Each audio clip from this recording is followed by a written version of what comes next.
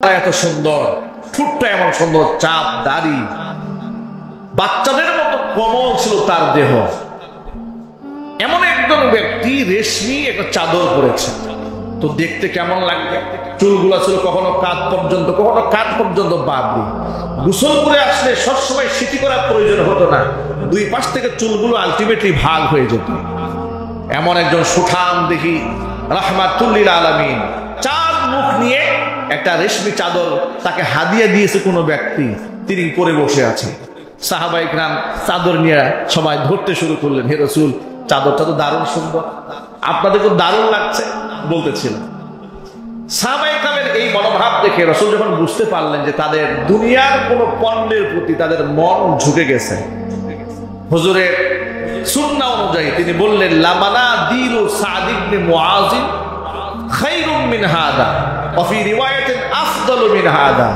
তোমরা যে চাদর নিয়ে টানা হাসা করতেছো, সাদ ইবনে মুআযকে আল্লাহ পাক জান্নাতে যে চাদরটা পরাবেন, ওই চাদর এর থেকে শত সহস্র গুণে বেশি উত্তম।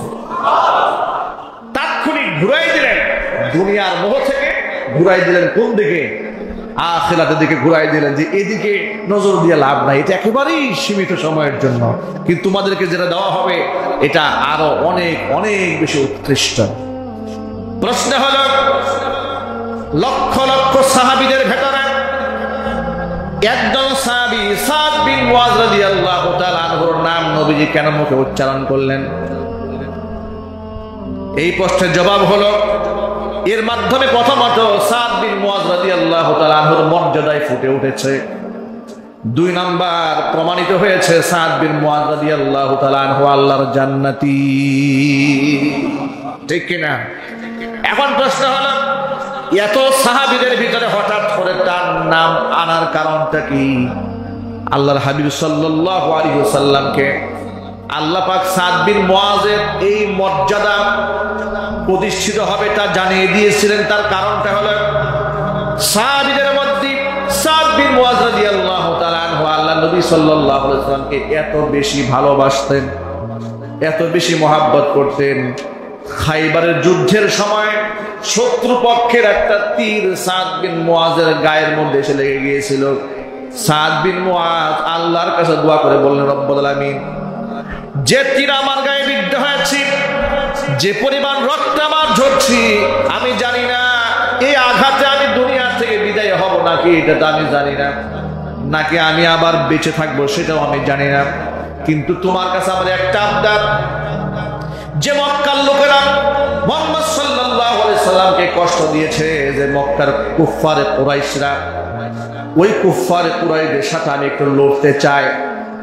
আমি জানি না মুসলমানদের যুদ্ধ মক্কার কুরাইশদের সাথে বাকি আছে নাকি, যদি বাকি থেকে থাকে আমার হৃদয়ের একটা তামান্না হলো, নবীর দুশমনদের সাথে আমি জীবনপণ লড়াই করে আমার জীবনটা দুনিয়া থেকে আমি বিদায় করে জান্নাতের মেহমান হতে চাই।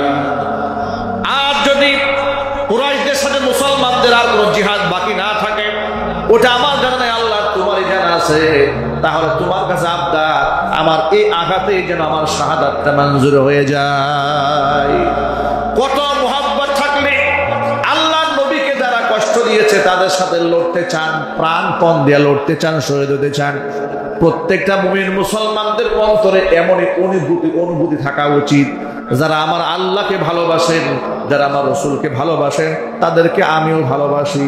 যারা আমার আল্লাহকে পছন্দ করে না, আমার রাসূলকে ভালোবাসেন না, আমার কোরআনকে ভালোবাসেন না, ইসলামের আদর্শ ভালো লাগে না, ইসলামের নীতি নৈতিকতা পছন্দ হয় না, শরীয়তের বিধান পছন্দ হয় না, শরীয়তের মাসালা শুনে গা শিউরে ওঠে কিংবা সুকৌশলের বিরোধিতা যারা আঞ্জাম দেয়, আল্লাহর কসম যত বড় নেতা হোক না কেন, তার সাথে আমার সম্পর্ক থাকতে পারে না।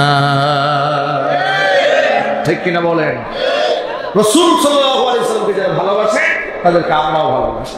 সাদ বিন মুআয রাদিয়াল্লাহু তাআলা আনহু কেঁদে কেঁদে আল্লাহর কাছে এই দোয়াটা করলেন। ওই আঘাতে যেহেতু কুরাইশদের সাথে মুসলমানদের আর কোনো জিহাদ হয় নাই, হয়েছে নাকি আর পরে? আর হয় নাই। বদর পরে একবার লড়াই হয়েছে, এরপরে আর লড়াই ছিল না। ওই আঘাতেই সাদ বিন মুআয রাদিয়াল্লাহু তাআলা আনহু শাহাদাত বরণ করলেন।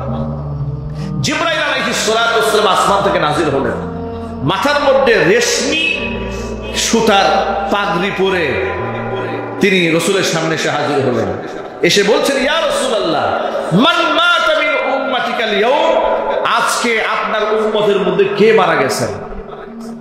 হে আল্লাহর রাসূল, আপনার উম্মতের মধ্যে আছে কে ইন্তেকাল করেছেন? ইহতাজ্জালাহু আরশুর রহমান, যার ইন্তেকালে, যার আত্মা আসমানে যাওয়ার পরে আসমানের ফেরেশতারা আত্মা নিয়ে এত আনন্দিত উদ্বেলিত হয়েছে, আল্লাহর আরশ পর্যন্ত কাঁপতেছে। হে আল্লাহর রাসূল, কে মারা গেছে আজকে? এই কথা শোনা মাত্র নবী করিম সাল্লাল্লাহু আলাইহি ওয়াসাল্লাম সাদ বিন মুআজ যেখানে আহত হয়েছিলেন তার ঘরে দৌড়ে গেলেন। সাদ বিন মুআজ রাদিয়াল্লাহু তাআলা আনহুর সামনে দৌড়ে গেলেন। যাওয়ার পরে দেখতে পেলেন সাদ বিন মুআজ রাদিয়াল্লাহু তাআলা আনহুর আত্মাটা জান্নাতের মেহমান হয়ে চলে গেছেন, আর তার শহীদ হওয়া দেহটা জমিনের মধ্যে লুটায়ে পড়ে আছে। এই হচ্ছেন সেই সাদ বিন মুআজ যার ব্যাপারে রাসূল বলেছেন, লা মানাদিউ সাদ ইবনে মুআজ, সাদ ইবনে মুআজের গায়ের জান্নাতের চাদরটা এই চাদর থেকে শত সহস্র গুণ শ্রেষ্ঠ হবে।